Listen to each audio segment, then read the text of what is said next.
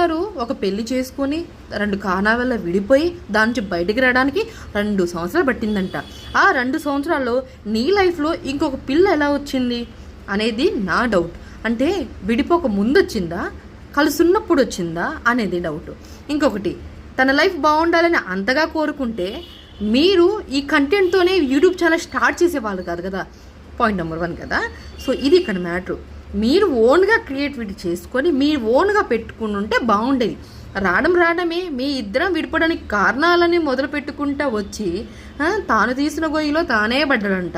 ఇప్పుడు అలానే ఉంది. అక్కడ అంకిత గారు రియాక్ట్ అయ్యేసరికల్లా ఇక్కడ టాపిక్ డైవర్ట్ చేసి దీంతో లాస్ట్ వీడియో నా లైఫ్ కొత్తగా స్టార్ట్ అవుతుంది అని చెప్పారు. అక్కడ తను బాగుండాలి, తన ఫ్యామిలీతో బాగుండాలి, ఇక నేను బాగుండాలి, నా ఫ్యామిలీతో బాగుండాలి. ఎవరి లైఫ్లో ఇప్పుడు విడిపోయిన తర్వాత దీన్ని కామన్ పాయింట్. ఇవన్నీ సోళ్ళు చెప్పడం బదులు ఇప్పుడు నువ్వు ఎలాగో న్యూ లైఫ్ స్టార్ట్ చేసావు కదా, అలానే స్టార్ట్ అవ్వు.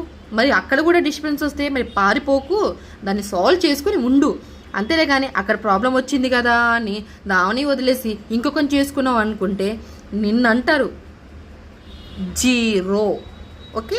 సో కాబట్టి నువ్వు ముందు చేంజ్ అవ్వు. నువ్వు చేంజ్ అయిన తర్వాత పెళ్లి చేసుకోవడానికి ట్రై చేయి. నువ్వే అన్నావు కదా ఒకవేళ ట్రావెల్ చేసిన తర్వాత పెళ్లి చేసుకోవాలి అని. నువ్వు ట్రావెల్ చేయి, మళ్ళీ ట్రావెల్ చేసిన తర్వాత మీ ఫ్యామిలీని అడిగి అప్పుడు ఒక డెసిషన్కి వచ్చి పెళ్లి చేసుకో. లేకపోతే ఆమె లైఫ్ కూడా అంకిత లైఫ్ లాగే అయిపోతుందేమో. ఎందుకంటే నీకు డిస్టర్బెన్స్ వస్తే సాల్వ్ చేసుకోవాలి. అంటే అబ్బాయిలకి చాలామందికి నాలెడ్జ్ ఎక్కువ ఉంటుంది, తనం ఎక్కువ ఉంటుంది, ఆడవాళ్ళకి అది కొంచెం తక్కువ ఉంటుంది. బట్ మీకు ఓపిక ఉన్నామని అంత ఓపిక ఉన్న అబ్బాయిలే కదా, మరి నువ్వెందుకు ఓపిక లేక నశించిందా, లేకపోతే వదిలేద్దాంలే మనకి ఫేమ్ వచ్చిందా అని వదిలేసావా అనేది నా పాయింట్.